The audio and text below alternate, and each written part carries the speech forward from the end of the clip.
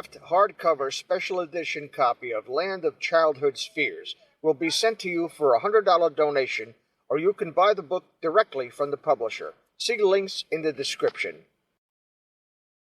The very technology that the globalists would have employed to enslave us all has proven to be the globalist Nazi cabal's undoing.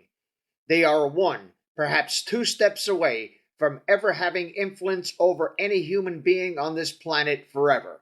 If we relax our tenacity in this fight, then we will be remembered as fools in the folklore of our enslaved progeny, and we will never ever get a chance to make it right.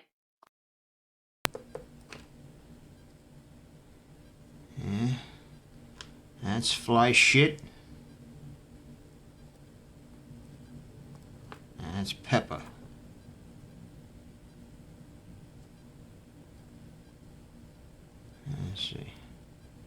Let's see here. That's fly shit. That's pepper.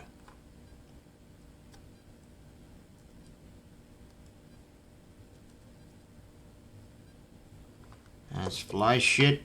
I didn't get it.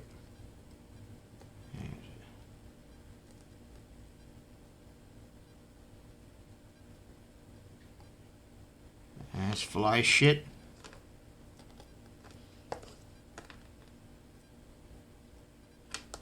And that's pepper. Hello, this is Dave from Net4 Truth USA. It is Sunday, February 4th, 2018. Welcome to another Covfefe with Dave. This is number 255. And I hope you got a little laugh out of that previous clip. But watching the mainstream, I forced myself to watch NBC News this morning just to see if they would have any mention of the most egregious violation of the Constitution ever committed in the United States of America, and not a word. Not a word. And what really disturbs me is people are more concerned, in this area anyway, over who's going to win the Super Bowl than they are about who is going to win the battle for the Republic. And the battle's not over. Like I said before, I don't trust Jeff Sessions as far as I could spit up wind in a Saigon monsoon. I think he is compromised by the deep state, compromised or threatened, one or the other. And in either case, it makes him worse than useless. QAnon says, trust Sessions. Okay, Q, I trusted Sessions long enough. Now I want to see some indictments. I want to see some perp walks. I want to see some people arrested for sedition and treason. That's what I want to see. I don't want to see nothing else. And if you look at the mainstream media, they either don't... NBC didn't mention this at all. They had some cooking shit on there. They had all this other stuff on there, but anything else but this. Anything else but this.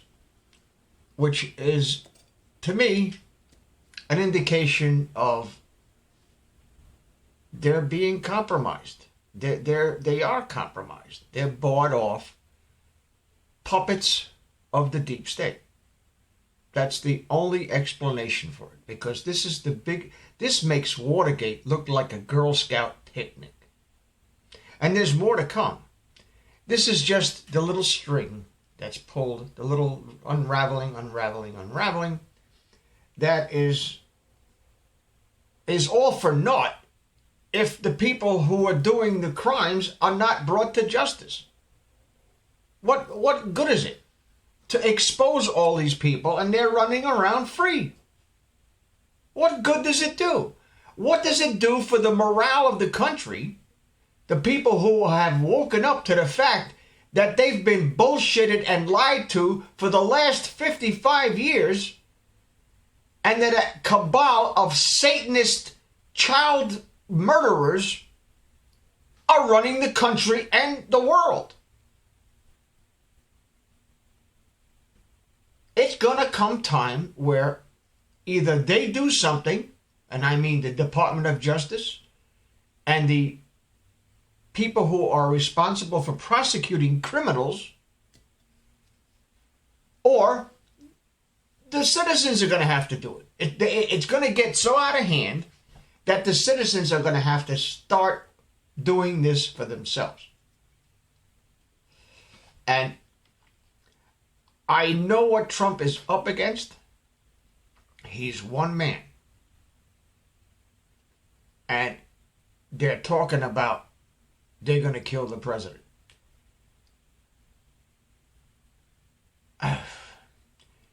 You know, the greatest president in my lifetime anyway was John F. Kennedy. And they shot him in cold blood in front of the whole world on camera. And they murdered his alleged assassin before he could defend himself. Lee Harvey Oswald had nothing to do with the assassination of John F. Kennedy.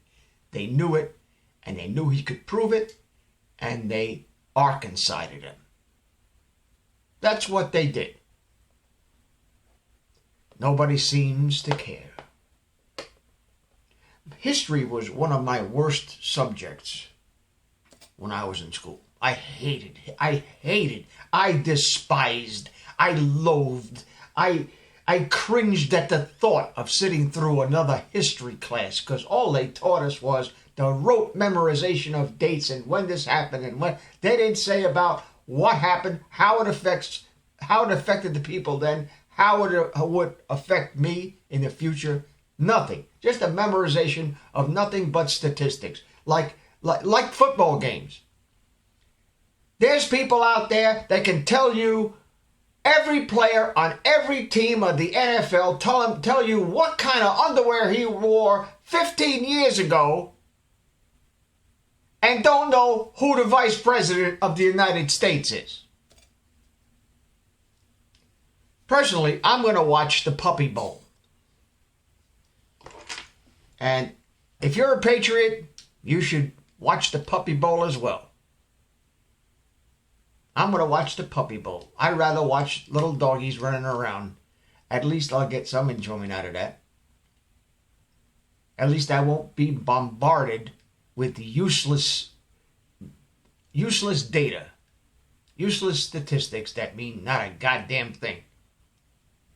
And people talk, and out of 3 hours of show, there'll be maybe 15 minutes of play, and the rest is advertisement. Why do you want to watch this garbage for?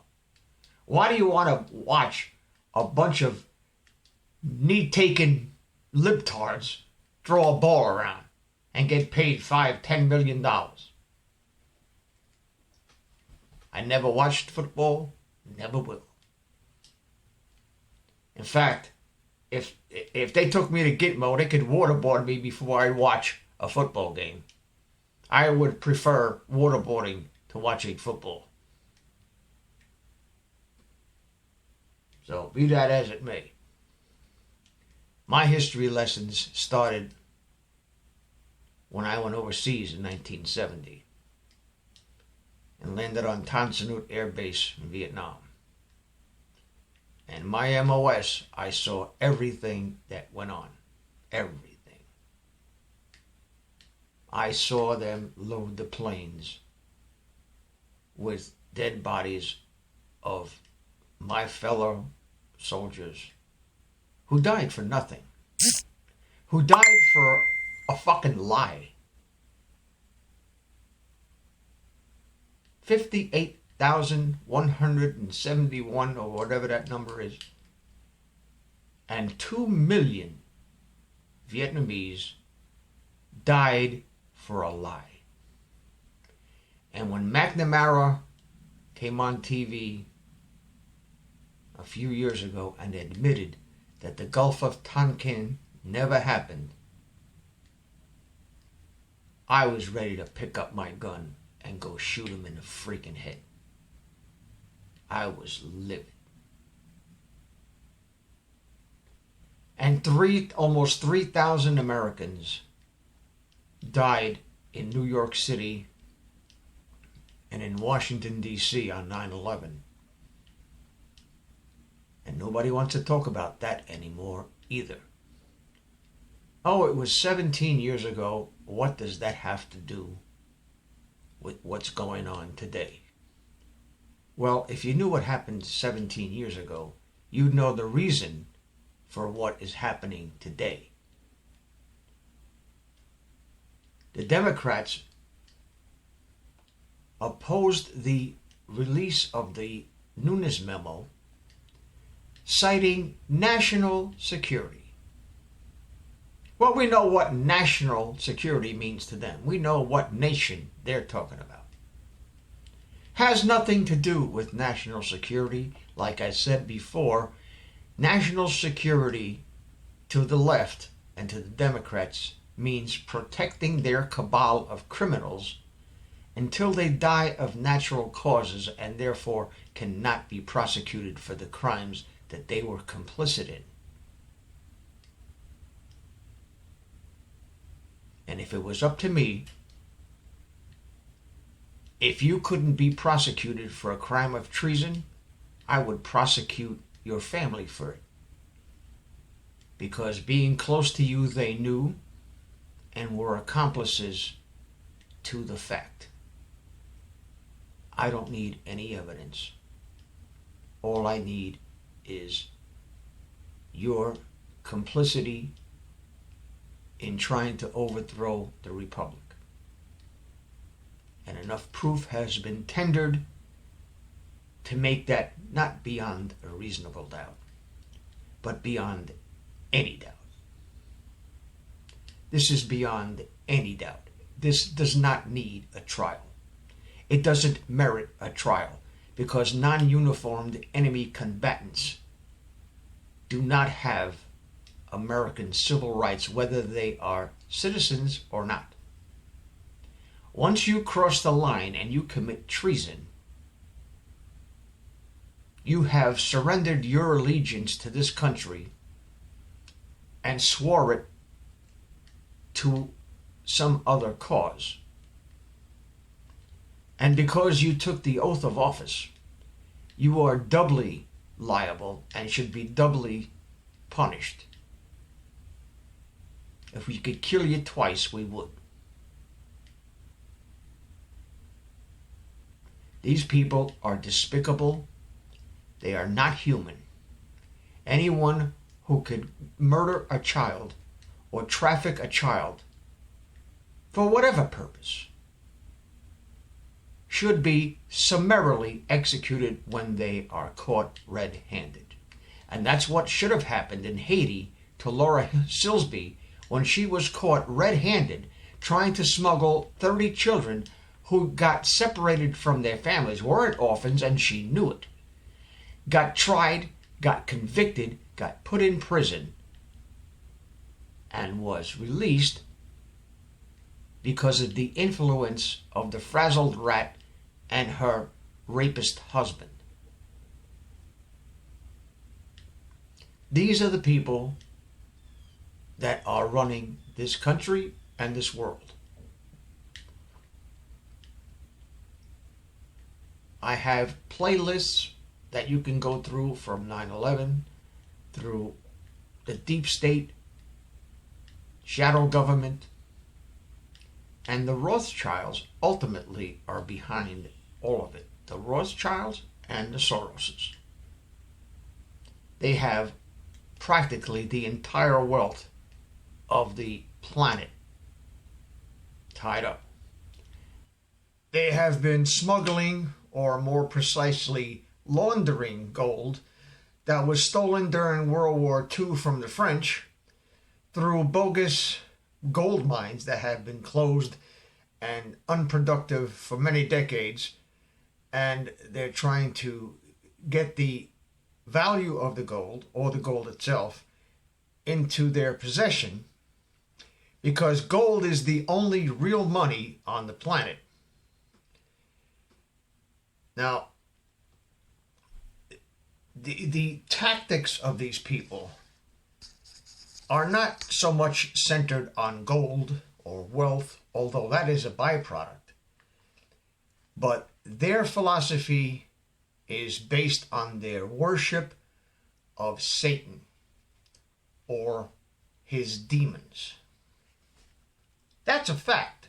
That's an undisputable empirical fact that has been more than adequately proven by their own emails and by their own people that they hang out with.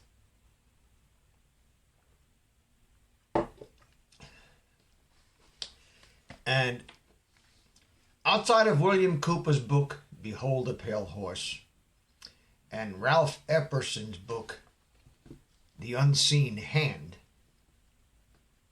you should read this one.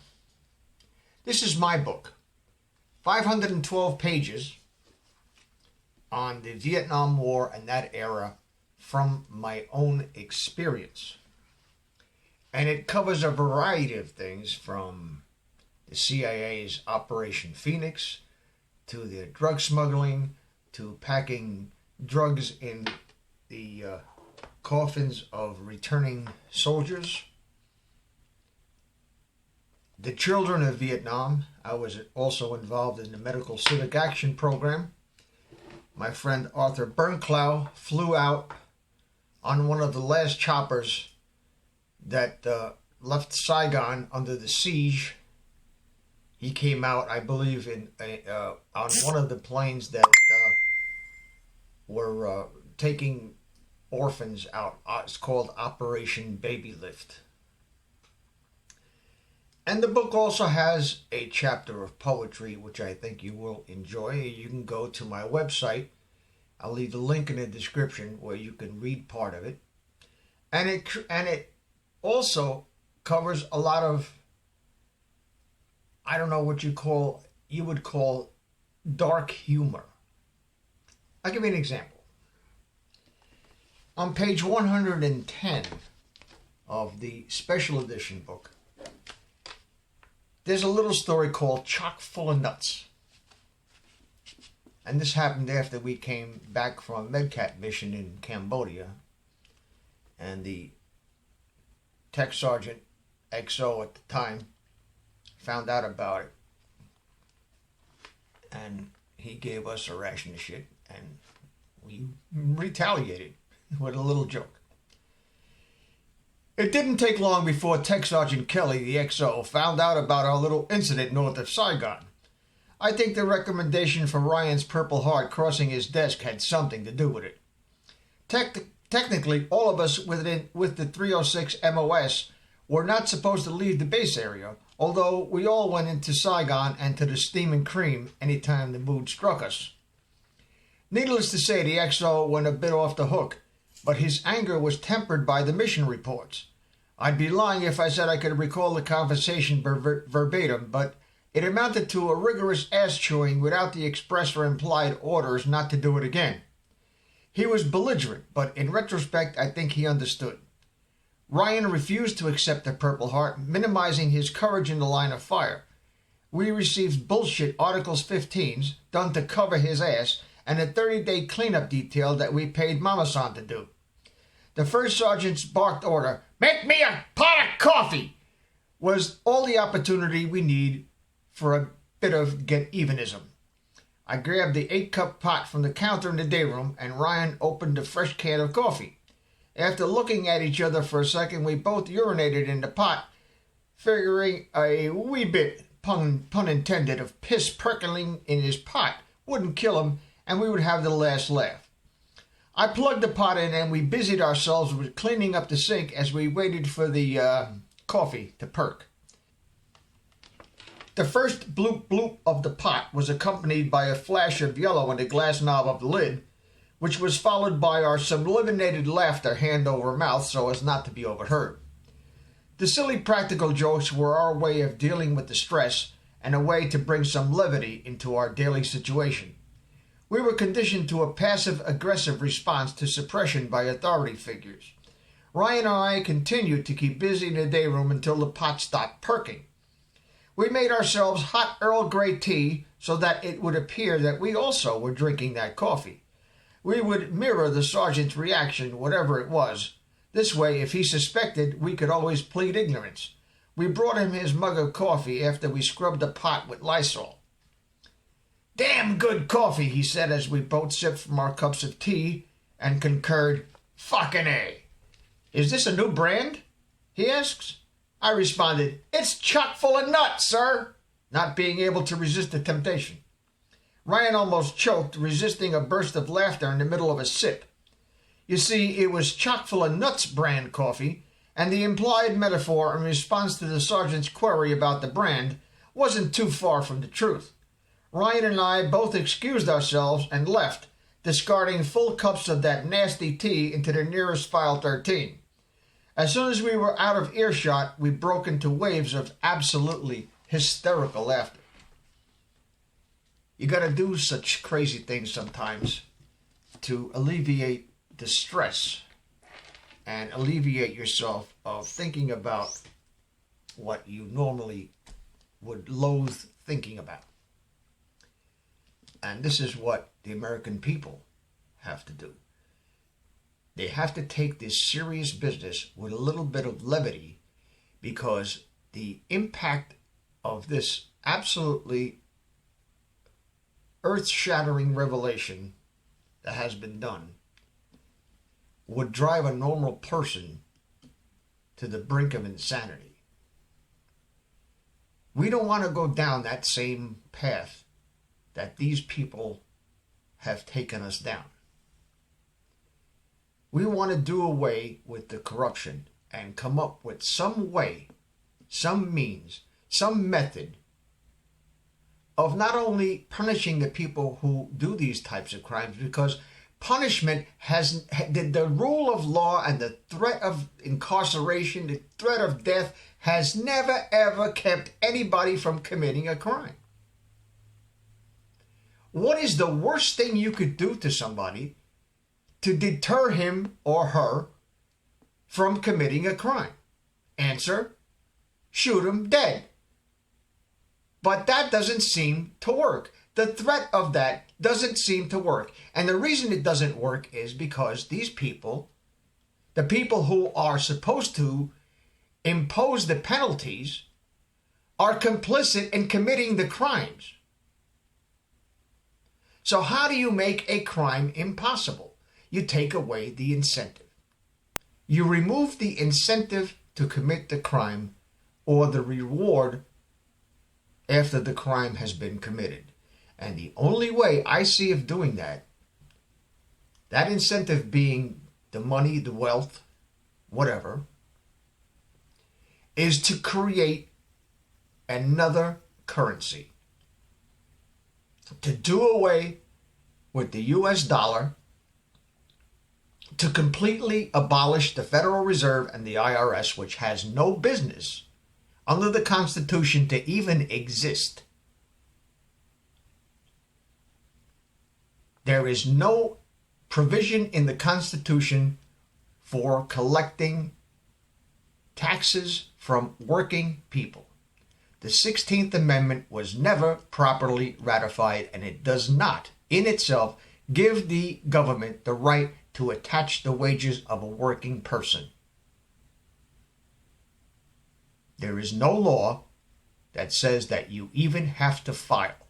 If you file, you admit that you owe the government money. And if you lie on that application, you can be prosecuted. But if you don't file, they can't do a damn thing to you. Remember that. I'll leave a link in the description. Now, if you change the currency to a non-reproducible,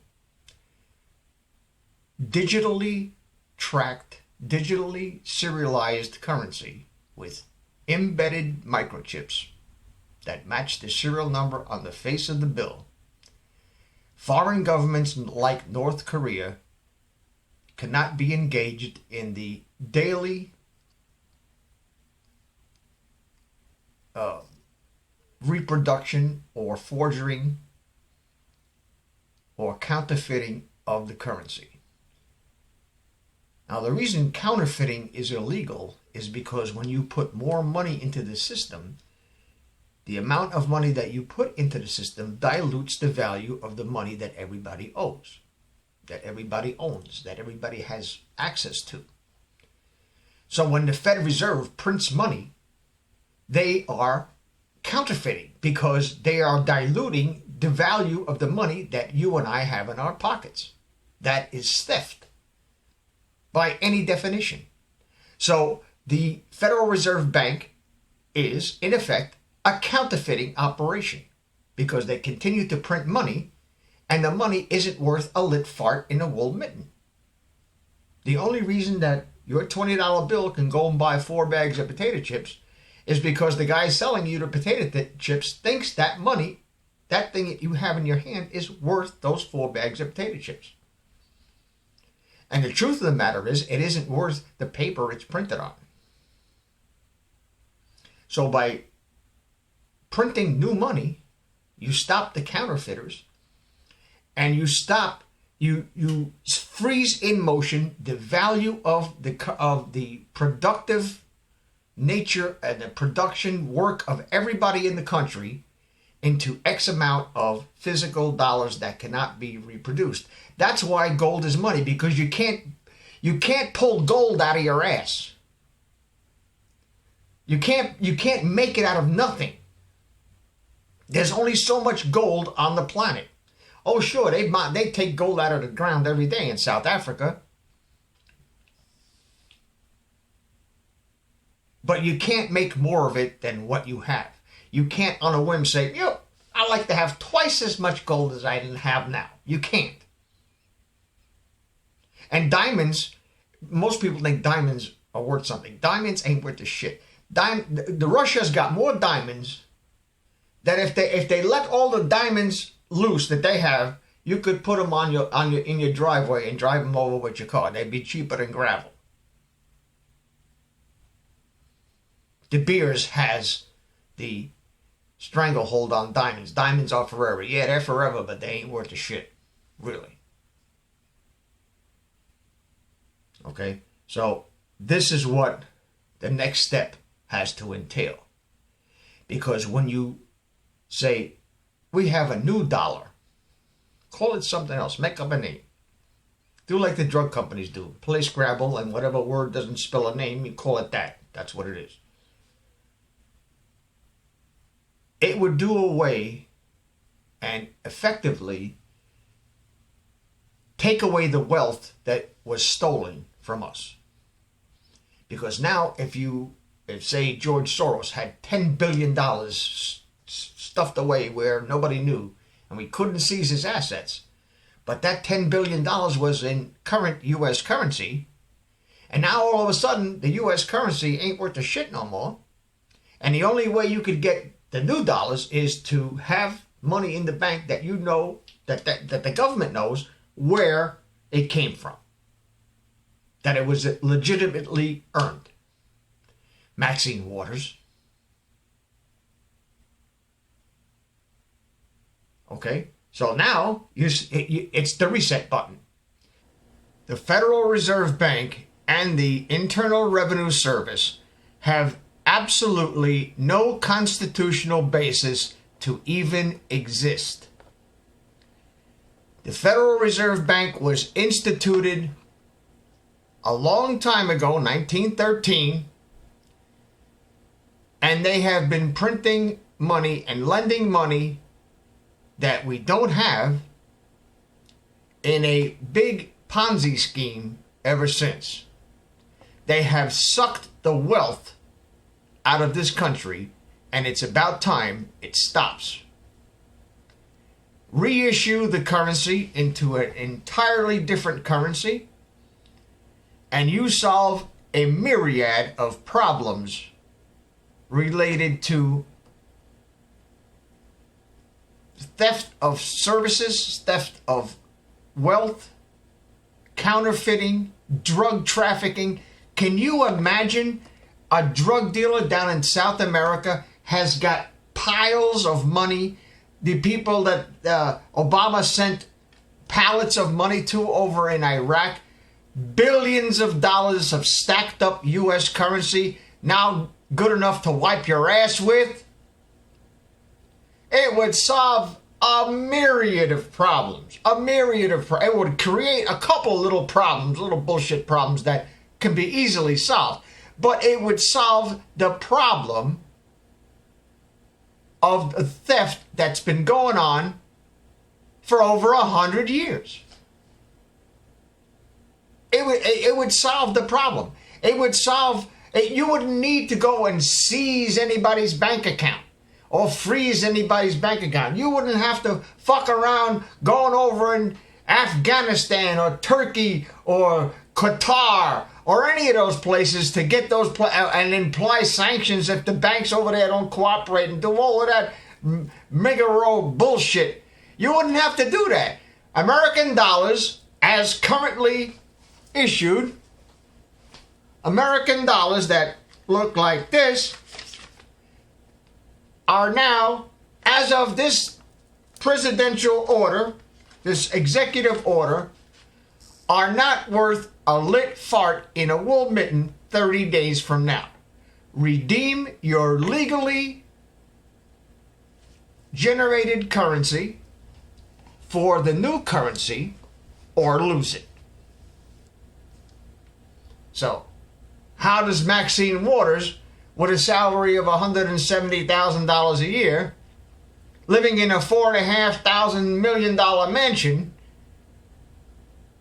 going to reconcile where she got the money to buy all this shit?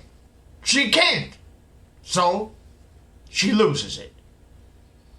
How does Hillary Clinton, who sent $18 billion to Qatar last year, and who knows how much elsewhere, gonna reconcile how she earned this money? She can't. She loses it. How does George Soros and the Rothschilds gonna reconcile the hundreds of billions and trillions of dollars that they have between the two of them in U.S. currency stashed all over the world in all these Swiss banks and banks in down in South America and the Cayman Islands? And how are they going to reconcile how they earned that money?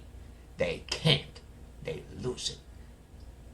And we print up the new currency in those denominations and equally distribute it to all the people in the United States.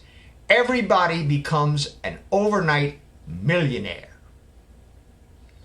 We take away what they stole and put it back in our treasury. That's what would happen. And President John Kennedy was taking the little tiny little baby step toward that end when he got caught in a triangulation of crossfire paid for by these scumbag motherfuckers.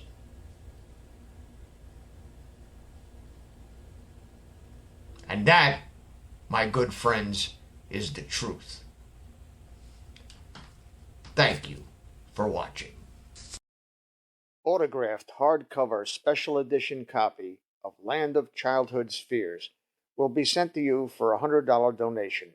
You can get the book from Amazon or buy it directly from the publisher at lulu.com. Links are in the description section.